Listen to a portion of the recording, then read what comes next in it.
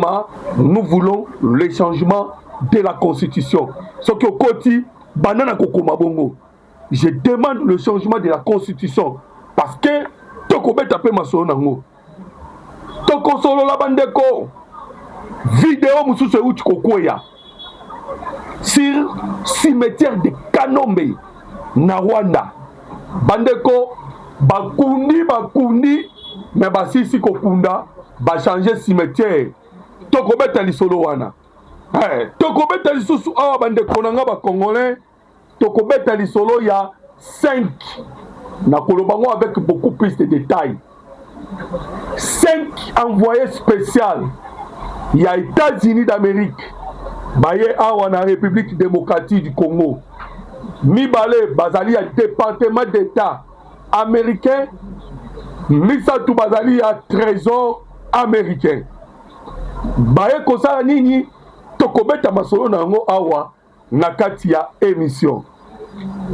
Toko continuer kobeta lisolo ya ba coulisses o elekanaki entre le président Tshisekedi ainsi que Daniel Bumba.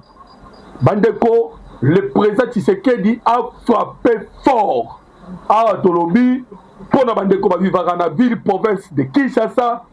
Bokomona des actions oyo nanu bomona te uta l'indépendance ya mboka oyo. Je dis que le président a frappé fort parce que miroir ya République démocratique du Congo ezali ville province de Kinshasa.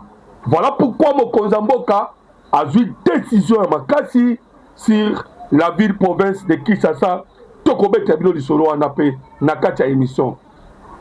Bandeko toko solo la lisusu awa la façon dont nous avons vaincu lobi na bimisela kibino ba révélation.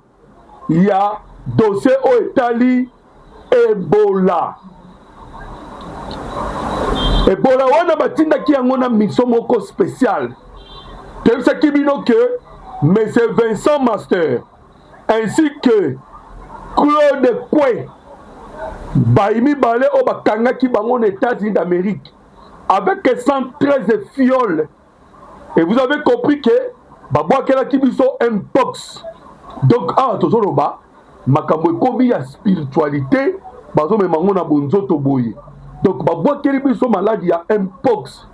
Bamoni Tolongi, Baye Kobwa Kela Biso Sko Ebola. Pour que ba confiner Biso Namukili Mobimba. Va confiner la République démocratique du Congo de sorte que tous les ceux qui ont bimi talaka le président Tshisekedi a kendaki na Hongrie bokonza mboka kende na Hongrie mais baye kotia na nous na quarantaine. Vous imaginez alors to kotel sabino en a quatre émissions ndenge nini tozali ko gagner les fameux Ebola o bayaki continue la biso awa na République démocratique du Congo. Alors bandeko bon permettre qu'on a ça la demande parce que Sambino émission ezana tinate. Alors demande nazo sala yango yo. Nazana posa ya ba jeme na bino. Au koti au aimé. Au koti au partager. Voilà ce que je suis en train de demander. Na monaka ezana bandeko msuba kotaka.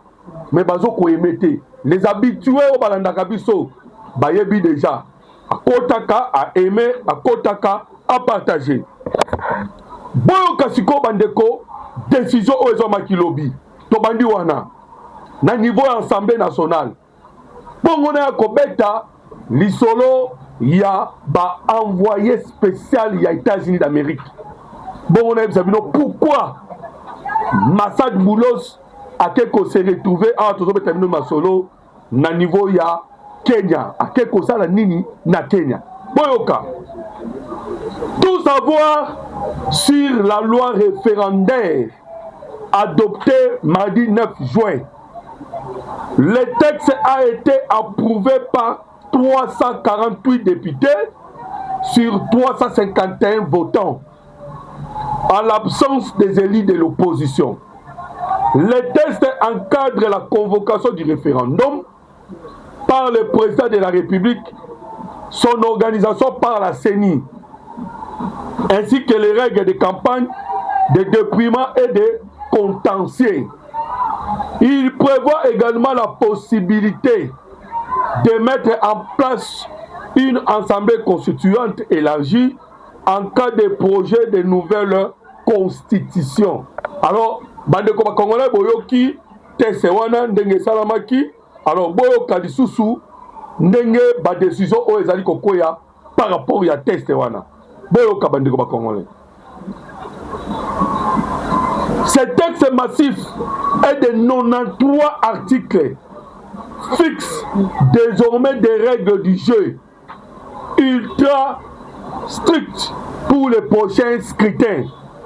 Le déroulement de la campagne électorale, le financement et l'organisation du vote, des sanctions lourdes en cas de fraude constatée. Officiellement, il s'agit d'une simple mise en conformité technique avec la Constitution de 2006.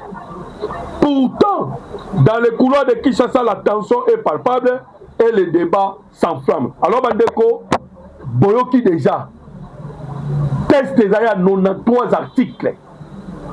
Il y a 93 articles.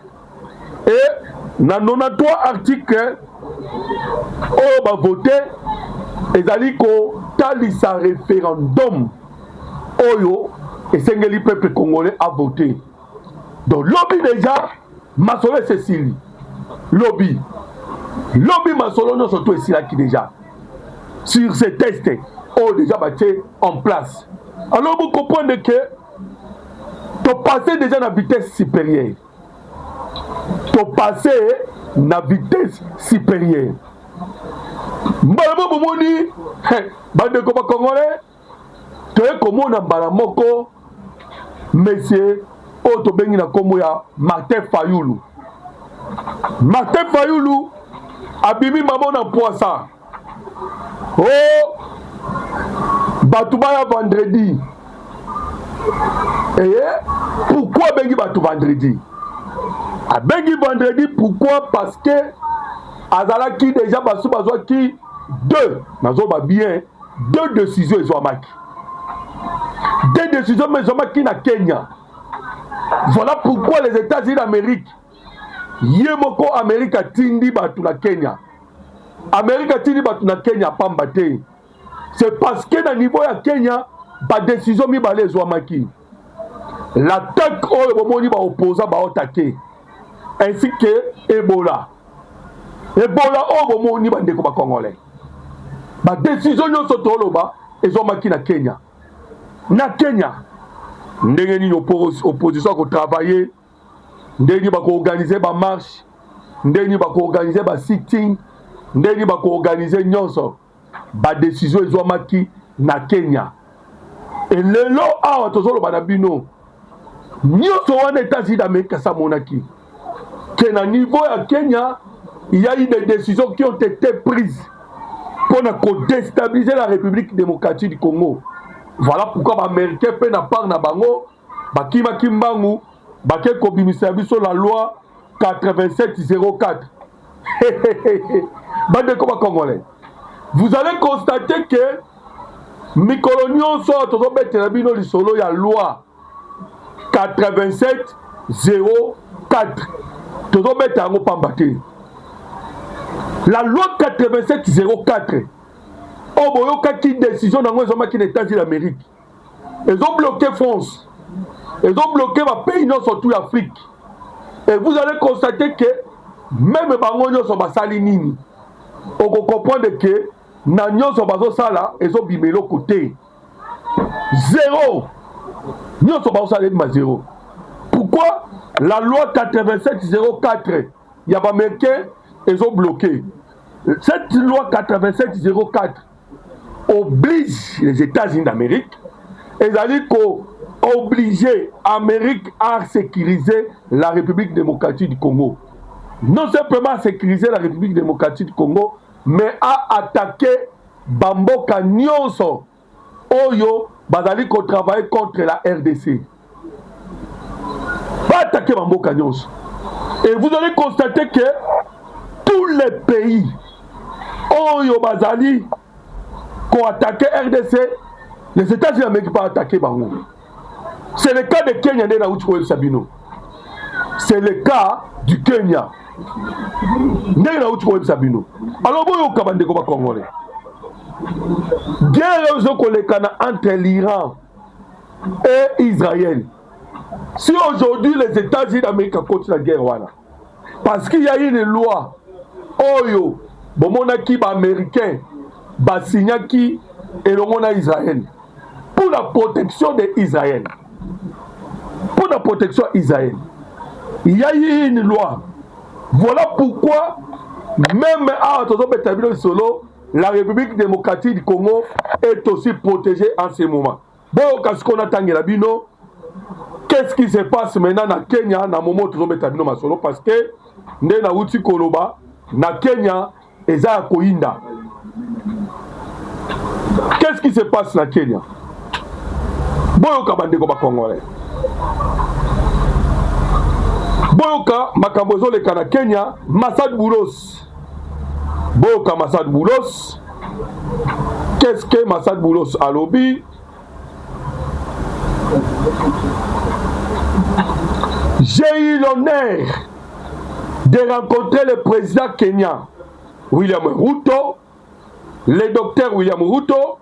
Nous avons discuté du partenariat entre les États-Unis d'Amérique et le Kenya sur un large éventail de questions régionales et de sécurité, ainsi que des possibilités de développer les échanges commerciaux et les investissements entre deux pays.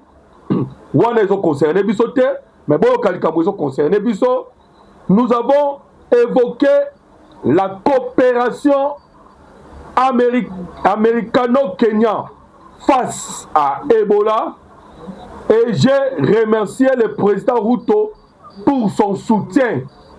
Soutien à quoi? Indéfectible. Nos deux pays ont un rôle essentiel à jouer dans la lutte contre cette épidémie. Vous voyez que va discuter makambo épidémie Ebola, va discuter makambo ya sécurité. Na makambo ya sécurité, va discuter nini, va lobeli likambo ya région na ya sécurité. Alors vous avez compris pourquoi? Parce que les États-Unis d'Amérique ayoka qui foncent à l'Ekanaki. Et c'est la France de comment bokonza ko déstabiliser. Au moins ne bande qu'on a vu sur Mali, il y a Niger, il y a Burkina Faso. Ba bengana la France. Ba bengana armée française. Ndebo ki ba français bango tout. Ba eko vandi sama. À l'est de la République. Ba eko vandi sama pas Kagame na William Ruto. Siko ba komi na Tanzanie. Ba komi na Tanzanie. Et les États-Unis d'Amérique ont signé Massad Boulos pour avertir William Ruto. William Ruto que attention, Ruto, attention. Tu as vu déjà que aux États-Unis d'Amérique, nous avons la loi 87-04. Donc cela veut dire Soki Kaka Omeki pour déstabiliser l'Est de la République démocratique du Congo. Le plan Oyobozanango, Bino, Kenya, France, Rwanda, ndenge botindi ba opposition, na système ya déstabilisation, faites attention pourquoi les États-Unis d'Amérique a Robert Bino. Les États-Unis d'Amérique a Robert Bino. Voilà. Ça c'est la décision des États-Unis d'Amérique. Décision des États-Unis d'Amérique en Wana. Alors, William Ruto et Sengeli Bango Moko Bayebela, situation Oyo, Ezole Kerabino. Alors, Bandeko, quand ndenge to ebisa Kerabino ke, Bandeko na biso à Est, basale li biso ba témoignage. Ba témoignage bimi. Matanga na Rwanda. Matanga na Rwanda. Chaque jour awa Kagame bande kwa kokate chaque jour tolo banabino Kagame akoka te. Kagame azali kosibir boyoka na tangela bino avant na bete bino lisolo ya Kagame ndenge azosibir parce que balobi banini etondi cimetière de Kanombe etondi. Et non simplement cimetière de Kanombe etondi parce que boyokota na bino moko il y a eu quand même, nous avons eu les moyens, il y a kozwa photo. Vous allez voir comment cimetière il y a Kanombe tondi et que en ce moment après kotonda ya cimetière il y a Kanombe, les témoignages sont uta na Goma na Bukavu que lelo oyo bakomi kozwa bibembe bazobwaka bango na mai. Témoignage de uta na SA République démocratique du Congo. Voilà, nazo luka document na nazo tangela bino yango. Ezali awa. Bakomi kobwaka bibembe na mai. 2026 à Pamba. Bilan bazopesa bilan, il y a à peu près 4000 militaires officiers rwandais en 2026. 2026 à Pamba. 4000. Nazo la Sabino, Bomona. 4000 déjà va tomber. 4 ans en 2026. Vous imaginez 4000 en 2026. Botala, je pense que photo yango. Bomona, il y a deux parties. Partie du colo, ils allaient tant cimetière, ils allaient outa Karanyos. Partie à C, Ndezola Kissa, ba cimetière. Donc, photo bozo mona bandeko ba congolais, photo o ezwami outa likolo. Nde photo ezwami. Donc le Rwanda wazo frappe o na nozwate. 4000 militaires. Tellement bamoni ke baméricain bakomi kozwa ba image na bango par satellite bakomi kozwa sikoyo bibembe bazobwaka na lac Kivu. Lac Kivu ekomi solo bandeko ba congolais okozwa idée te.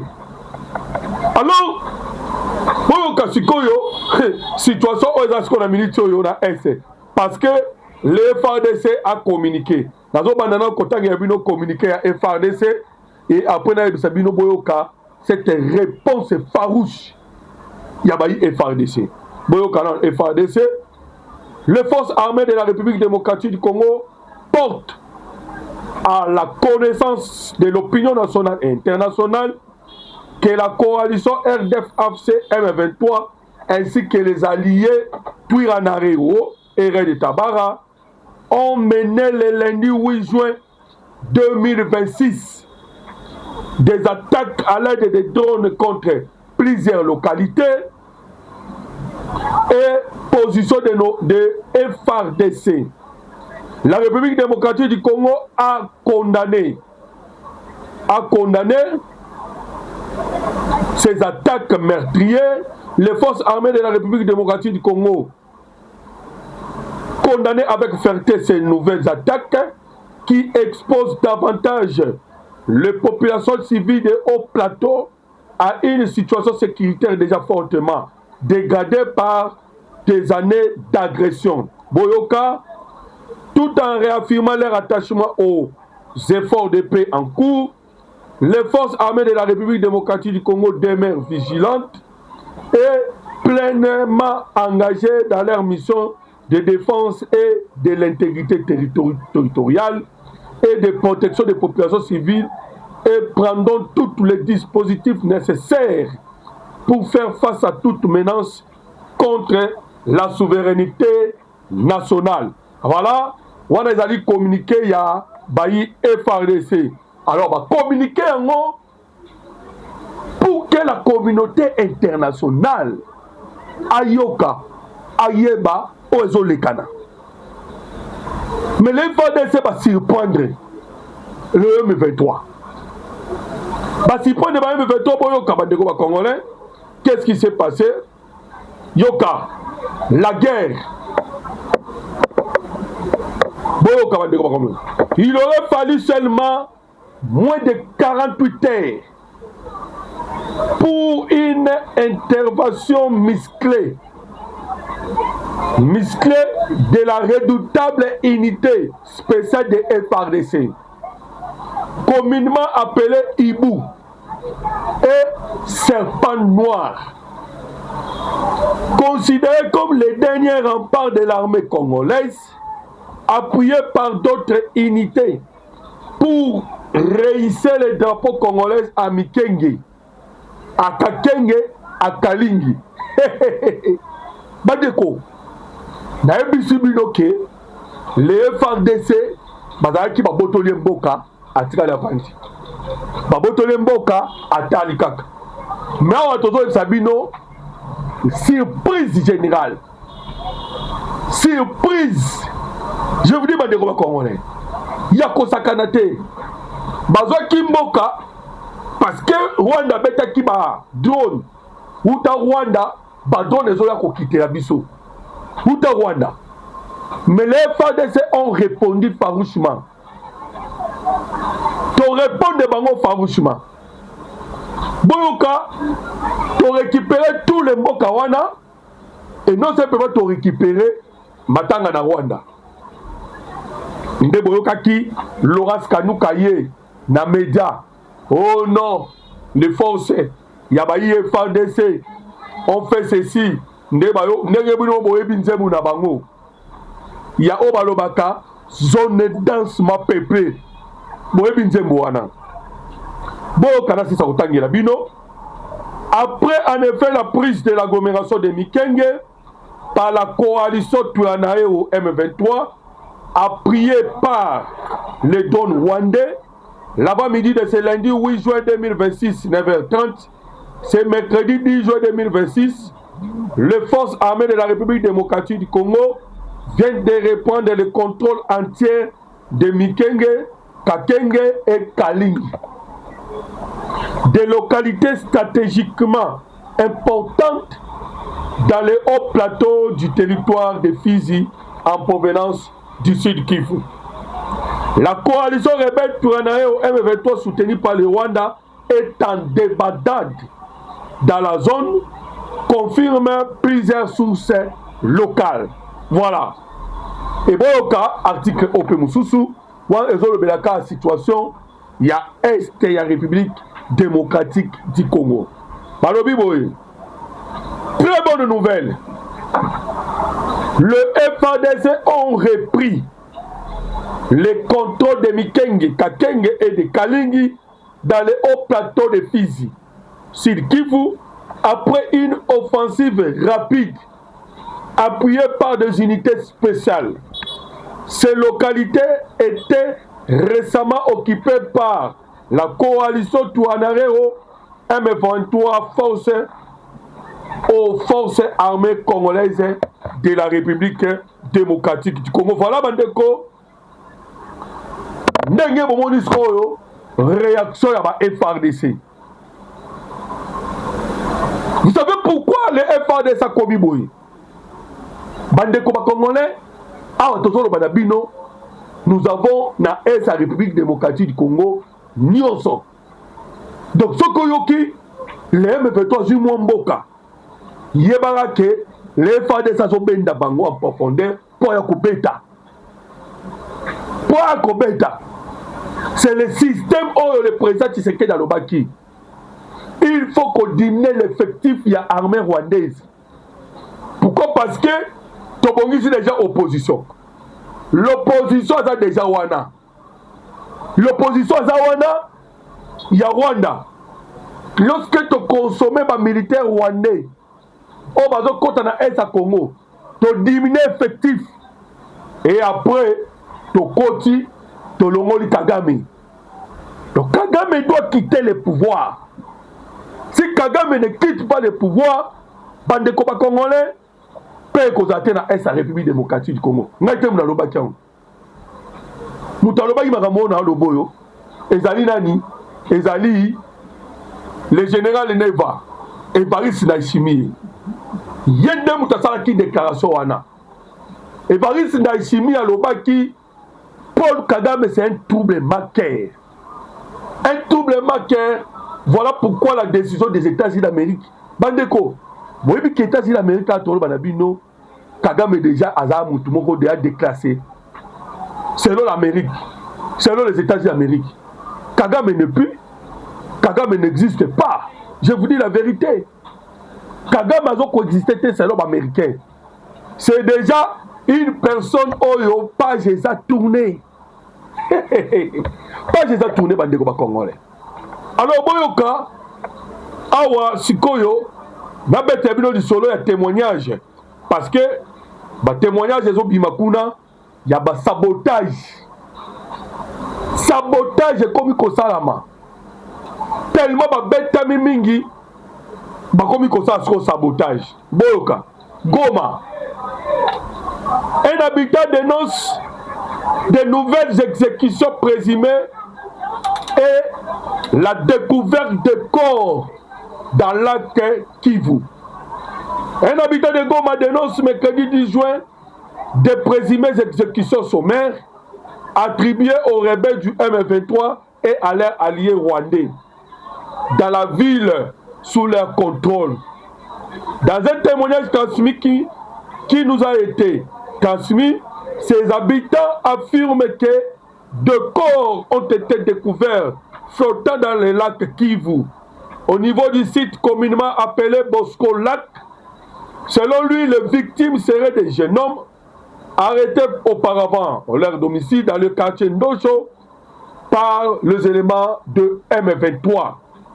La source évoque un climat de peur persistant dans la ville et accuse les rebelles ainsi que les militaires rwandais présents à Goma de procéder à des arrestations arbitraires ainsi n'abatuerie. Alors Mandeko, ezali ba signe ya suka ya armée rwandaise na est de la République démocratique du Congo. Voilà pourquoi bakomi koboma, bakomi ko détruire. Pourquoi? Parce que awa tozo yebisa na bino bakomi na suka. Nyonso bazo sala sikoyo, ils ont compris que bazo koka ko résister dans la République démocratique du Congo te. Koto bazu frappe diplomatique, koto bazu frappe économique, koto bazu frappe militaire et pas banani et pas ba FRDC. Kuna Rwanda zo ko sombre chaque jour. Tellement Rwanda zo sombre chaque jour. Na ba frappe zo bazozwa. Alors comprenez maintenant que Kagame a senti que a commis na suka. Voilà pourquoi koko mané na suka ndé a commis ko sala makambu oyo ezana tina te pour et permettre yé à résister. Alors bandeko, les États-Unis d'Amérique sikoyo envoient 5 personnes. Ba américain batindi 5 américains en RDC. Na Kenya batindi ka Masad Boulos. Ah, na Congo batindi 5. Ces 5 personnes baza banani. Ce sont les représentants, il y a département d'État américain.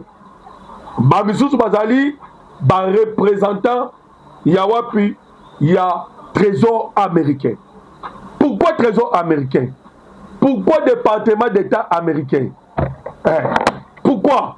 Parce que nous sommes allés pour nous mettre en place.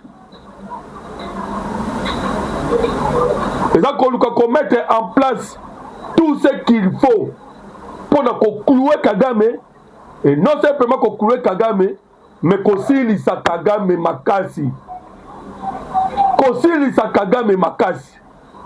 Nde batindi ba envoyé wa. To ba mi balé ba traiter les problèmes politiques. Mi ça to ba traiter problèmes financiers. Oui bike to uti ko kanga mbongo ya Hippolyte Kanambe. To kangi mbongo ya Hippolyte Kanambe. Ah tozolo banabino. Et cela est déséquilibré bango. Et déséquilibré mbalamoko wapi ko déséquilibré Rwanda. Et Rwanda a ça la guerre. Et pourquoi Rwanda a ça la guerre? C'est parce que Baza coincé. Tellement qu'il est coincé, a ça sous guerre. Bande comme Congolais. Voilà pourquoi maintenant le Congo a ça la guerre. Dès qu'on a pris le dessus. Maintenant, tosala awa Senaref, cellule nationale pour les renseignements financiers. Le Kola, les trois envoyés Bazali, surtout au signal qui deal entre la République démocratique du Congo et les États-Unis d'Amérique, Namakamu Etali, les accords, il y a Washington entre Bisson d'Amérique, et deal Wanande, ils ont permettre Bisson Sikoyo, après cette signature, Masolo et Betama. Masolo et Betama qui n'est pas États-Unis d'Amérique, Masolo et Betama na Congo. Masolo et Betama na Congo. Voilà le pourquoi baye. Et awa bazo ya pe baye pe na ba faire politique. Les affaires politiques pèsent wana. Na kati ya ba faire politique. Ezali ka koluka ndeni ya ko renverser régime à Rwanda. Boyebi que Jean-Luc Abiyarimana azalaki déjà awa na Congo. Jean-Luc Abiyarimana. Et tout se prépare maintenant awa en République démocratique du Congo pour na commettre fin na Paul Kagame. Bande koba congolais boyokaki réunion o esalamaki na Lomé. Réunion esalamaki na Lomé na Togo. Et dans des mona ba réunion ba Fayoul. Et botte le côté. Et botte zéro réunion wana. Réunion esalamaki na Lomé. Na esalami awa. Na Lomé ba luka dialogue ekota awa. Tout comme awa bazoluka dialogue ekota pour sauver Rwanda. Mais nyonso na mai. Pourquoi nyonso na mai? C'est parce que les États-Unis d'Amérique apprennent déjà décision ya kosilisa la guerre et les manœuvres nyonso boko mona ya ba français ezali susu tinate. Alors matondo mingi na bino parce que bozalaki ebele kaka ndenge tolobaka na bino okoti o aimer l'émission okoti o partager et vous contactez biso na plus 243 89 40 330 80 plus 243 89 40 330 80. Merci beaucoup Nabino.